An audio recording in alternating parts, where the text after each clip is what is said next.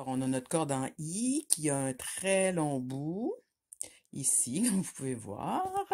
Je vais en avoir besoin. Maintenant, pour faire l'autre partie, je me trouve un objet rigide, comme ici un boîtier de CD, c'est parfait pour ça. Et je vais faire le tour 30 à 40 fois du boîtier ou de la forme rigide. Une fois que c'est fait, je vais tout simplement couper mon brin de laine. Je vais enfiler le bout de laine qui était resté plus long de de ma corde en I ici. OK, je dois avoir ça de près. Et maintenant, je vais tout simplement, avant de couper, passer la laine dans un des bouts de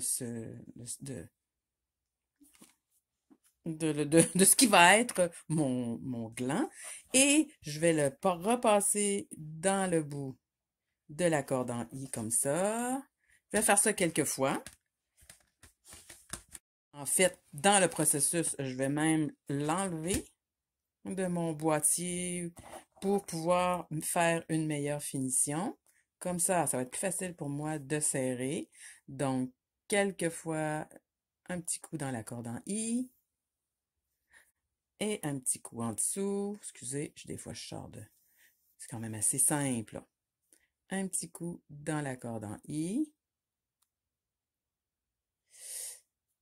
OK. Fait que là, c'est quand même assez solide.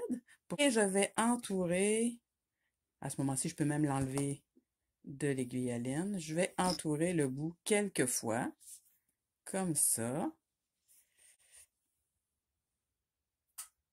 Et je vais m'organiser pour le sécuriser en le passant au travers, quelques fois au travers les épaisseurs. Plus je vais le faire, plus ça va être solide. OK?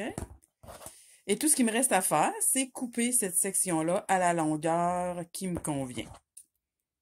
Pas très compliqué. Fait que ça, c'est la plus facile des finitions, on va dire, dans la catégorie des pompons qu'on peut avoir.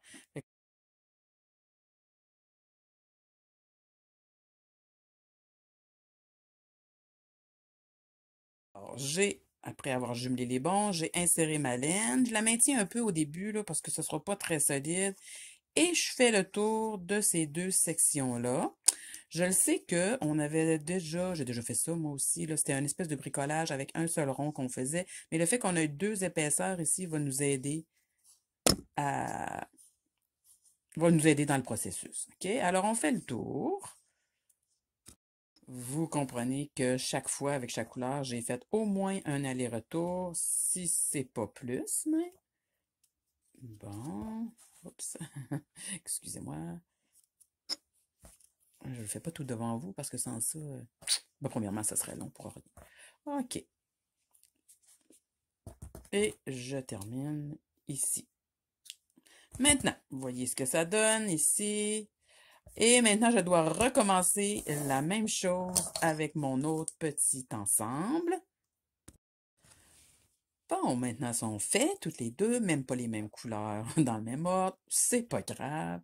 Maintenant, là, ce qu'il nous reste à faire, c'est probablement l'affaire qui est la plus délicate à faire. Faut rentrer ici, cette petite...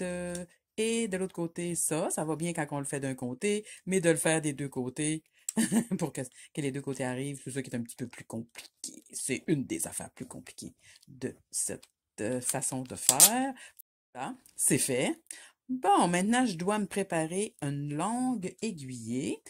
Une longue aiguille, mais en fait, je mets pas mon aiguille. J'en ai pas besoin pour cette étape-là, mais elle doit être prête, la laine. Parce que au moment où ça va être le temps de l'insérer, faudra pas que je dépose ça comme ça non plus. Il faut que ça reste le plus possible dans mes mains. Fait que je tiens ça et je commence à couper ici. J'ai changé pour des ciseaux un petit peu plus pointus. Ça va être pas mal plus facile. Voilà. Là, ça va très bien, là.